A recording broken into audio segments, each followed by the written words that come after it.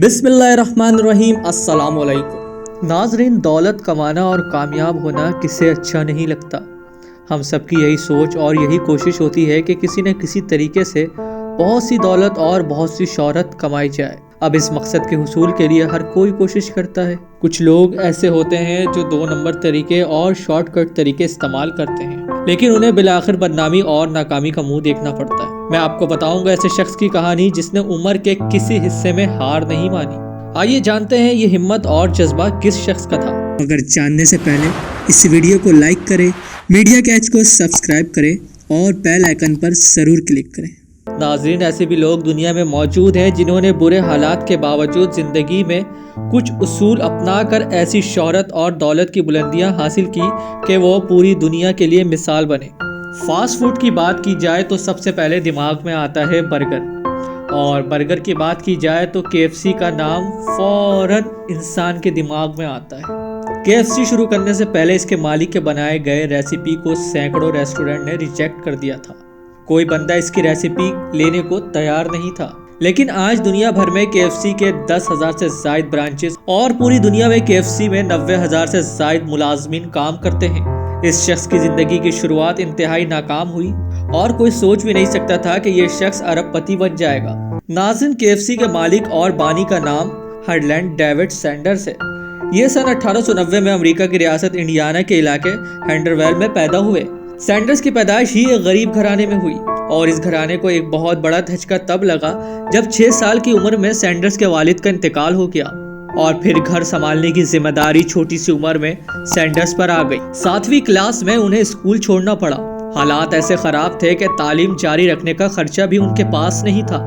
گھر میں کھانا پکانا ہو یا باہر جا کے کچھ کما کے لانا ہو، یہ سارا کام سینڈرز کو کرنا پڑتا تھا۔ گھر کا خرچہ چلانے کے لیے وہ کھیتیوں میں کام کرتے تھے۔ 16 سال کی عمر ہوئی تو وہ اپنی عمر چھپا کر یعنی خود کو بڑا ظاہر کر کے فوج میں بھرتی ہو گئے، لیکن 1 سال کام کرنے کے بعد انہیں فوج سے بھی نکال دیا گیا۔ اس کے بعد ریلوے میں وہ ایک مزدور کے طور پہ بھرتی ہوئے، لیکن وہاں ان کی لڑائی ہو گئی اور انہیں نکال دیا گیا۔ مختلف ملازمتوں سے یہ فارغ ہوئے، پھر یہ گھر واپس چلے گئے۔ نوکری چھوڑی اور لائف انشورنس بیچنے کا کام شروع کر دیا۔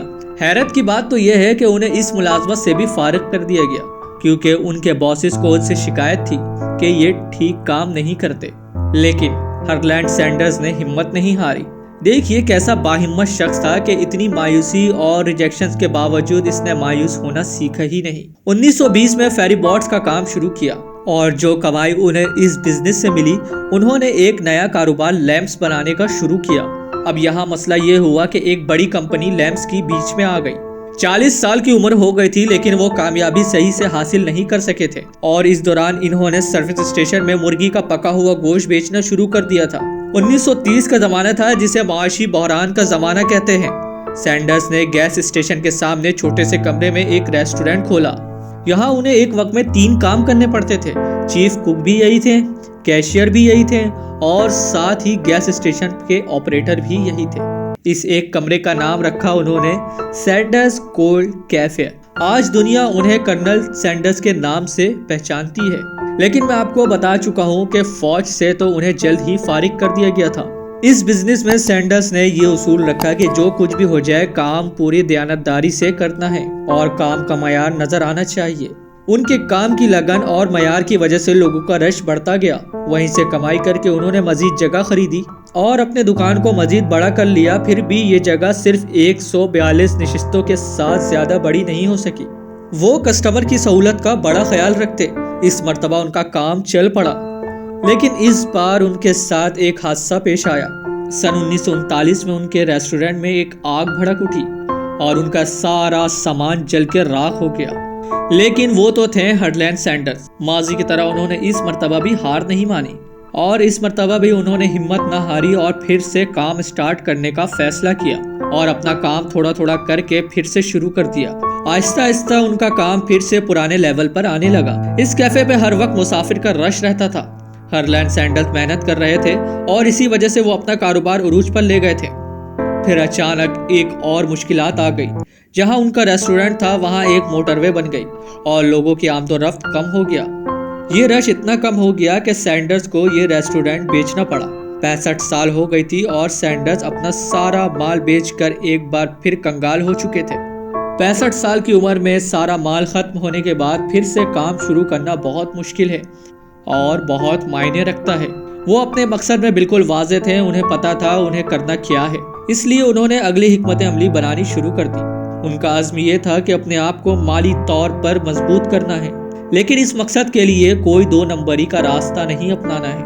ان کے پاس تجربہ اور ہنر دونوں آ چکا تھا۔ انہوں نے ارادہ کیا کہ امریکہ کے تمام ریسٹورنٹ کو چکن سپلائی کریں گے، ان کے ساتھ وہ اپنے فرائیڈ چکن کو بھی متعارف کروائیں گے۔ اس بار بھی ان کا ریسیپی لینے کو کوئی تیار نہیں تھا، الٹا لوگ مذاق اڑاتے تھے کہ چکن کے پکوان کون سے ہوتے ہیں اور تم پوری دنیا میں کیسے یہ پکوان پہنچاؤ گے۔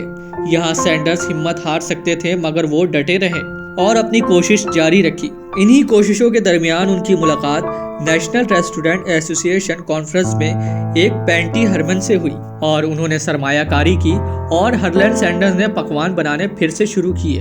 پھر KFC نے دن دگنی اور رات چگنی ترقی شروع کر لی۔ 1 سال کے اندر مزید جگہ لینی پڑی اور KFC کا سالانہ ہجوم $1,35,000 سے بڑھ کر $4,50,000 ہو گئی۔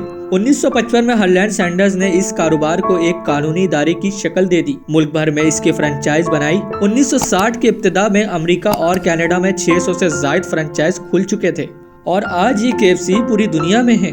2020 میں ایک رپورٹ جاری ہوئی جس میں KFC کا کل ریونیو سالانہ $5 ارب سے زیادہ ہوتا ہے۔